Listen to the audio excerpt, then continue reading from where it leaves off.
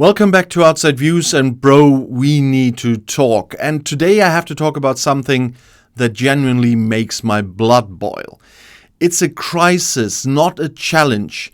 A genuine existential threat hanging over the entire British steel industry.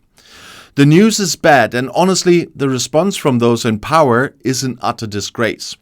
We're talking about an industry that is the backbone of communities, a pillar of manufacturing history, and is being pushed to the brink of collapse by what can only be described as a toxic mix of global protectionism and a colossal failure of statecraft.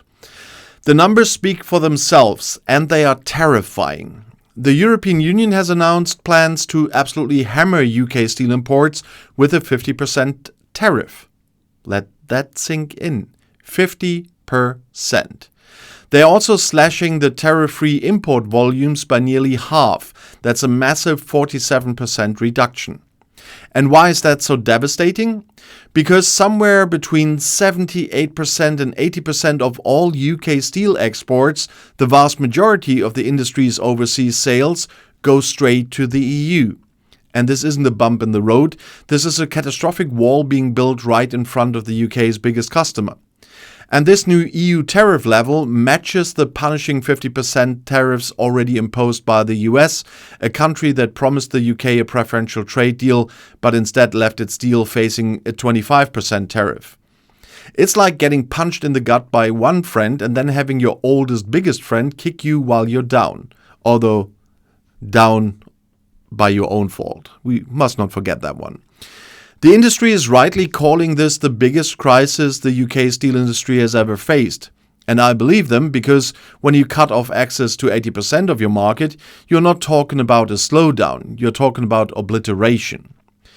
And union leaders aren't mincing words. They are calling this a hammer blow and stating outright that this could be the end of steelmaking in the UK if proper safeguards aren't secured. And this isn't about this really is about thousands of high-quality, often multi-generational jobs, the beating heart of towns like Scunthorpe and Port Talbot being ripped out. And all of this is happening because of a global surge in protectionist trade measures and, of course, Brexit. If you were a part of the single market, you wouldn't face tariffs. We are generally in a race to the bottom where every major bloc is trying to shield its own industries from a global steel surplus that is reaching staggering levels. The OECD estimates that a global overcapacity of over 720 million tons is expected next year. The core of the problem is China, which is accused of heavily subsidizing its steel production and then routing it through other countries to bypass tariffs, effectively dumping cheap product onto the global market. The EU is reacting to this threat, and I understand their desire to protect their own 80,000 workers who have been cut over the last years. And their own producers are operating far below capacity at around 67%, and they want to push that up to 80% by cutting imports. And their president, Ursula von der Leyen, is clear.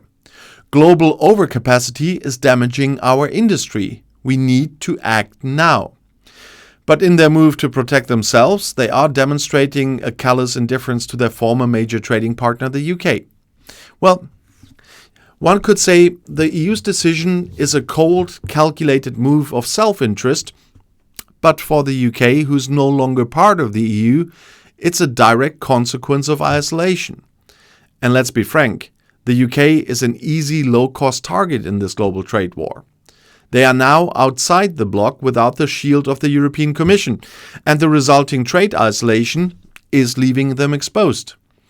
It's an absolute dereliction of duty by the UK government that they have allowed relations to deteriorate to a point where this kind of punitive measure can be wielded against a critical national industry. And it's not directly targeted at the UK, just to make that one sure. And the people that are starting to write those, the EU is punishing the UK comments again, are just a lulu. But the Prime Minister is saying he's in discussions with the US and the EU expressing strong support for the industry. But that's simply not good enough.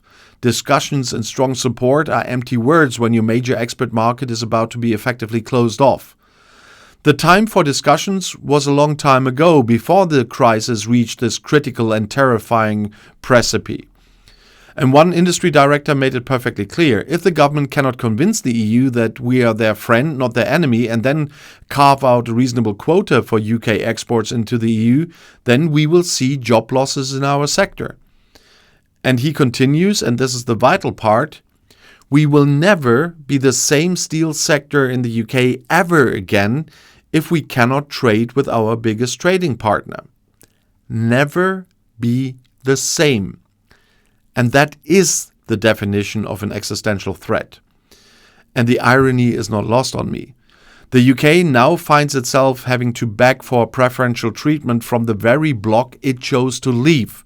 And the government is also supposedly exploring stronger trade measures to protect UK producers from unfair behaviors, but this feels like far too little and far too late.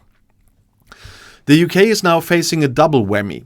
It risks its own market being flooded with millions of tons of cheap steel that is diverted away from the newly protectionist US and EU markets here.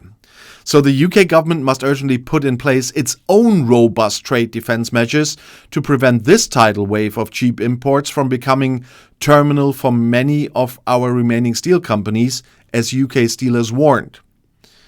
The EU's new melt and pour rule, forcing importers to declare the origin of the steel where it was melted and poured, is designed to catch out Chinese circumvention, which is a commendable goal, but it's applied in a way that further complicates life for UK exporters. And this entire situation screams of a country that has really severely underestimated the cost of isolating itself in a volatile and protectionist world. The steel industry is the canary in the coal mine for British manufacturing as a whole. And if they let this industry die, it sends a terrible message about the UK's commitment to its industrial base and its workers. The steel that builds hospitals, warships, railways, the steel that makes the UK's infrastructure possible, will have to be imported at the whim of the global market. Self-sufficiency, economic security, and national pride are all at stake. It's a monumental mess, a preventable disaster, and the clock is ticking down to zero on one of the UK's most critical industries.